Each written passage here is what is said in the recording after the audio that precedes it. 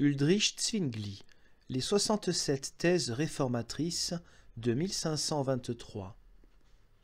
Le 26e article.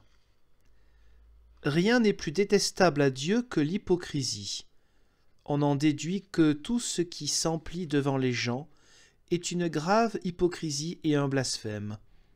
Ainsi tombent les bures, les insignes, les tonsures, etc.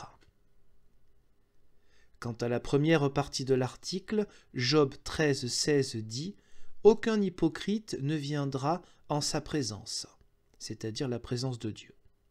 Il est maintenant certain que la présence de Dieu est refusée aux incroyants, Matthieu 16,16.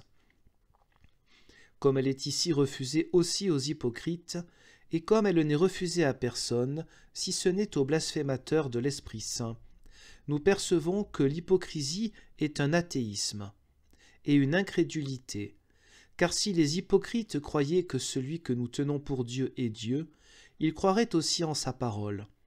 Et s'ils avaient jamais cru en sa parole, ils n'auraient pas imaginé de tels tournements qui s'opposent à la parole de Dieu. Examine-toi bien toi-même, ô hypocrite, ce jugement n'est pas faux.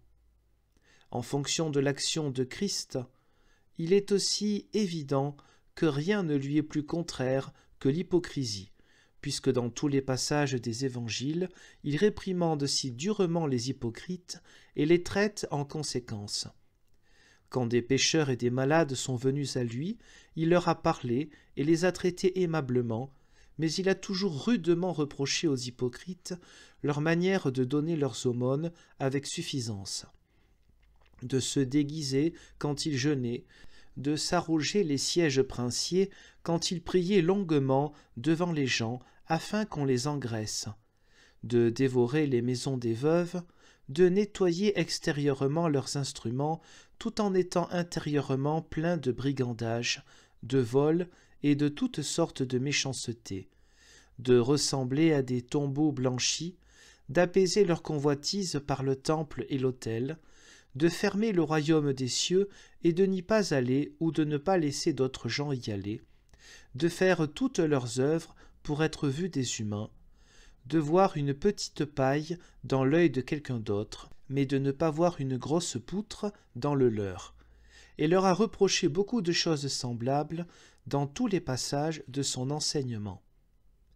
Considère d'un seul coup d'œil l'hypocrisie, et avec elle l'œuvre de ces beaux simulateurs. Tu verras s'il y a quelque différence entre les hypocrites juifs et les nôtres. Il est par conséquent évident que la condamnation des hypocrites sera grande et lourde, sans doute aussi parce que leur méfait s'oppose à Dieu, car Christ menace le serviteur paresseux et infidèle de la peine des hypocrites, disant en Matthieu 24, 50-51, « Le Seigneur viendra à l'heure où le mauvais serviteur ne le pense pas, et il le réduira en morceaux et lui donnera sa part parmi les hypocrites.